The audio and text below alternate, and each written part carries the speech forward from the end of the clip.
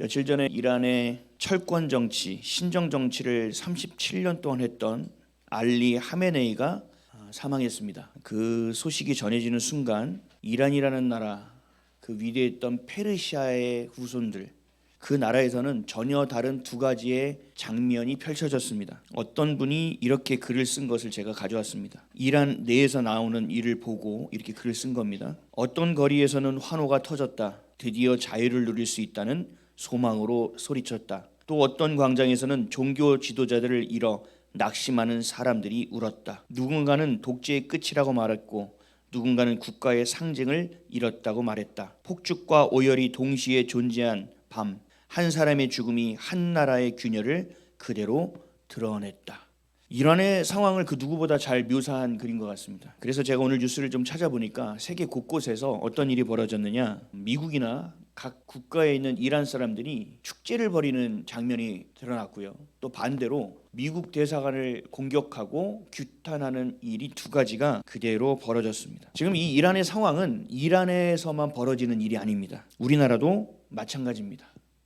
계엄령 전에는 잘 몰랐지만 계엄령 이후에 대한민국 음지에 있던 흔히 말하는 숨은 민국이라고 하는 그 사람들이 전면에 드러나기 시작했습니다. 그래서 자유민주주의 체제를 지키기 위해서 뛰쳐나온 시민들과 또 윤석열 대통령을 내란 우두머리라고 부르는 사람들도 거리로 뛰쳐나왔습니다. 이란의 상황과 우리나라의 상황이 별반 다르지 않다는 것입니다. 공산당의 악령이 전 세계를 뒤덮고 있습니다. 그리고 여기서 끝나는 것이 아니라 저와 여러분도 충격적인 사실들을 많이 경험하고 있습니다. 한국교회가 처음으로 맞이한 일입니다. 우리가 교회 안에서 서로 지체고 또 연합되고 함께 먹고 마시고 울며 웃으며 지냈던, 우리 같이 있었던 성도들 안에서 갈등이 불거져 나오기 시작한 겁니다. 정말 친했던 사람이 어떻게 공산주의를 옹호할 수 있지? 야, 우리 목사님이 그렇게 복음을 전하던 목사님이 어떻게 정치에 대해서는 단 한마디도 하지 않지? 서로 안에서의 갈등이 너무나 큰 균열이 벌어지고 있습니다. 저는 페이스북을 많이 했습니다. 제가 지방에 갔을 때마다 친구 되시는 목사님들을 불러서 밥도 같이 먹고 좀 친하게 지냈었어요. 근데 계엄령이 되는 순간 긴가민가 했던 사람들의 정체가 훅 드러나는 겁니다. 제가 계엄령 옹호 발언을 하나 했다가 난리가 난 겁니다. 저랑 가까이 있던 목사님들, 잘 지냈던 사람들이 어느 순간 본색을 다 드러내기 시작합니다.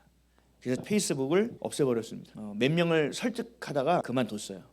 계엄령으로 모든 상황이 오픈되어진 순간 국민이 두 갈래로 나뉘었다는 거예요. 그 갈등이 심화됐다는 거죠. 교회가 많이 죽어 있었고 교회가 잠들어 있었다는 사실을 알고 있었는데 생각보다 더 심각했습니다. 우리가 수술을 하면 열어봐야 합니다. 이거 심각합니다. 생각보다 안 좋습니다라고 얘기하는 것처럼 한국교회 현실이 계엄령을 통하여 갈라놓고 보니 생각보다 심각했습니다. 우리의 성도들이 깨어있는 줄 알았더니 자고 있는 사람들이 태반이었고, 예수 그리스도로 충분한 인생을 살고 있다고 여겼는데 예수 그리스도 없이도 살 수 있는 사람들이 너무나도 많이 있다는 사실에 놀랄 수밖에 없었습니다. 10세기의 그 냉전 시대가 다시 반복되는 것처럼 보입니다. 여러분, 브릭스라고 알죠? 브라질, 러시아, 인도, 중국, 남아프리카 공화국을 얘기합니다. 나중에는 베네수엘라도 들어갔고, 이들이 뭘 하려고 하느냐? 미국이 가지고 있는 패권, 기축통화라는 것, 그리고 원유 패권을 미국에서 뺏어오기 위해서 만든 것이 바로 브릭스라는 겁니다. 중국과 러시아가 주도를 하고 있죠. 티터리와 석유를 붙들고 미국을 뛰어넘어 자신들만의 세상을 만들려고 했던 그 세력, 이 세력과 지금 미국과 싸우고 있습니다. 냉전 시대와도 같습니다. 근데 체제를 보면 더 심각하다는 것을 알게 됩니다. 미국과 중심으로 싸우고 있는 나라들은 자유민주주의를 지키고자 하는 세력이고, 브릭스, 중국과 러시아를 중심으로 하는 세력은 공산당, 유물론을 중심으로 하는 세력입니다. 그 세력들이 현재 싸우고 있습니다. 심각한 것은 우리는 미국과 혈맹이죠. 미국과 동맹입니다. 미국과 제일 오래된 동맹이 대한민국입니다. 대한민국에서 미군이 제일 많이 죽었습니다. 우리나라를 살리기 위해서 미국이 정말 애를 부단히도 썼던 나라, 그 나라가 대한민국입니다. 근데 이 미국과의 그 혈맹을 부서뜨리고 있습니다. 중국 편에 붙고 있습니다. 친중, 친북. 이란이 깨지고 있는 중에서 저는 우리나라 지금 정권을 온전한 정권이라고 보지 않습니다. 부정선거로 패권을 잡은 불법 정권이라고 생각합니다. 이전에 이란을 지지했던 뉴스가 있었습니다. 그게 다시 회자되고 있습니다. 우리나라가 이란을 지지했던 거, 그리고 우리나라의 여당과 언론에서는 미국을 깡패 국가처럼 묘사하고 있습니다. 전 세계 국가 중에 선두에 있는 자유민주 체제를 끌고 가는 미국과 그 공산당을 끌고 가고 있는 중국과의 치열한 21세기 전쟁, 그중에 베네수엘라의 마두로는 잡혀갔고 하메네이는 죽었습니다. 그 다음은 누굴까요? 저는 김정은 아니면 이재명이라고 생각합니다. 여러분, 영적인 전쟁도 마찬가지입니다. 지속적으로 전쟁이 계속 있어 왔습니다. 구약 시대에 가보면 이스라엘 백성들을 괴롭혔던 제국들이 있죠. 애굽, 아수르, 바벨론, 또 어디 있어요? 헬라, 그리스, 그다음에 로마. 그 외에도 많죠. 모압, 암몬, 에돔, 또 시돈, 블레셋. 셀 수 없을 정도로 하나님의 백성들이 침노 당해왔습니다. 우리나라도 마찬가지죠. 얼마나 많은 이민족들이 우리 대한민국을 먹기 위해서 침략을 해왔습니까? 셀 수 없는 전쟁을 경험해야만 했습니다. 우리가 예수를 그리스도로 믿으면 이런 전쟁은 더 심각해집니다.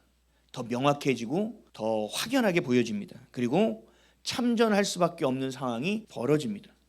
여러분들이 선택을 해야 됩니다. 예수님을 선택할 것이냐, 세상을 선택할 것이냐, 자유민주주의를 선택해야 될 것이냐, 공산주의를 선택할 것이냐. 여러분의 선택의 기점 가운데서 회색지대 없이 어딘가는 선택을 해야 된다는, 그래서 이 전쟁 가운데 어느 편에서는 서서 여러분들이 싸움을 해야만 되는 시대, 그게 바로 저와 여러분이 지금 살고 있는 시대라는 것입니다. 오늘 보면은 그 싸움을 뭐라고 얘기하느냐? 선한 싸움이라고 말씀하고 있습니다. 우리 본문 한번 볼까요? 4장 7절 시작. 나는 선한 싸움을 싸우고 달려갈 길을 마치고 믿음을 지켰으니. 선한 싸움을 싸우고 나의 달려갈 길을 마치고 믿음을 지켰다.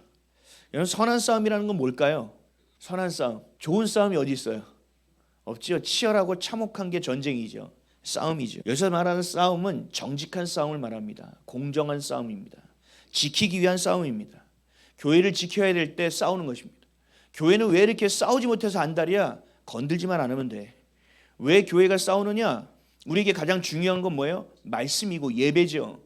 이거를 자꾸 침노하니까 우리가 그건 건들지 말라고 얘기하는 것이고, 왜 우리 교회를 해체하려고 하느냐? 왜 교회에서 말하는 것을 금지하려고 차별금지법을 자꾸 만들려고 하느냐? 왜 자꾸 낙태법을 만들려고 하느냐? 라고 우리가 항변하는 겁니다. 이거 하는 이유는 뭐예요? 하나님이 주신 진리를 지키기 위해서죠. 우리는 타고난 싸움꾼 이게 아니라 지키기 위한 싸움을 하고 있는 겁니다. 그래도 난 싸움은 좀 아닌 것 같은데. 아니에요. 싸움하지 않으면 질 수밖에 없고 지킬 수가 없습니다. 우리가, 여러분이 교회라면, 여러분들이 그리스도인이라면, 여러분들이 성도라면 반드시 참전하여 싸워야만 하는 전쟁, 이게 바로 지금의 싸움이라는 것이죠. 그러니까 여러분들이 나는 그래, 나는 별다른 생각이 없어, 이렇게 중도를 간다고 한들 여러분들이 살아남을 거라고 생각하면 오산입니다. 지금 사법부 한번 보십시오. 그냥 그래, 요 정도는 타협하자, 이건 좀 너무 그렇지 하다 보니까 어떻게 됐어요? 사법부가 마지막 민주주의의 보루인데 이것도 지금 거의 다 먹혀가고 있지 않습니까? 그렇게 타협하고 하나씩 타협하니까 지금 어디까지 왔어요? 4심제까지 왔지 않습니까? 대법관이 14명인데 26명까지 늘린다고 하지 않습니까? 그중에 이재명이 뽑는 사람이 몇 명인지 아세요? 22명입니다. 이제는 법원이 아무 일도 못하는 겁니다. 꼭두가시처럼 이재명 돕는 일만 해야 되는 겁니다. 타협이라는 것은 이래요. 내가 지키지 못했을 때는 모든 것을 잃어버리는 겁니다. 요 정도만 지키고 나머지는 내주자, 여러분, 그런 싸움은 없어요. 여러분, 역사를 공부해보지 않았습니까? 그런 전쟁이 있습니까? 없어요. 먹히느냐 먹느냐의 싸움입니다. 내가 이기느냐 지느냐의 싸움이에요. 영적인 전쟁은 더 치열하죠. 육적인 것은 우리가 죽으면 그냥 주님의 나라 가면 되는 겁니다. 근데 영적인 전쟁이라는 것은 영원한 생명과 영원한 죽음 가운데서 그 기로에 서서 싸우는 처절하고 치열하고 반드시 이겨야만 되는 싸움 가운데 우리가 서 있다는 겁니다. 지금 여러분이 역사 가운데서, 이 대한민국 위기 가운데서 보는 이 체제 전쟁은 그냥 민주주의와 공산당의 싸움이 아니라 우리의 영적인 싸움인 줄 믿으시기 바랍니다. 이렇게 여러분들이 인지를 못하고 있으면 이 싸움 싸울 수가 없어요. 목숨 걸고 싸울 수가 없어요. 왜 한국교회가 지금 목소리를 내지 않고 있느냐? 왜요? 약점 다 털렸거든요. 핸드폰 다 뺏겼고. 그래서 자기가 카톡하고 누구랑 카톡했는지 어떻게 알아? 그걸 이제 다 보고 있는 거 아니에요. 약점 털렸다는 거예요. 자기 약점 털렸다고 하나님 나라를 안 지켜? 내가 이것을 해서 뭘 가지고 있어야 되고 내가 소유하는 것을 지키기 위해서 하나님 나라를 놓쳐 이렇게 미련하고 아둔하고 멍청하면 당할 수밖에 없고 뺏길 수밖에 없는 겁니다.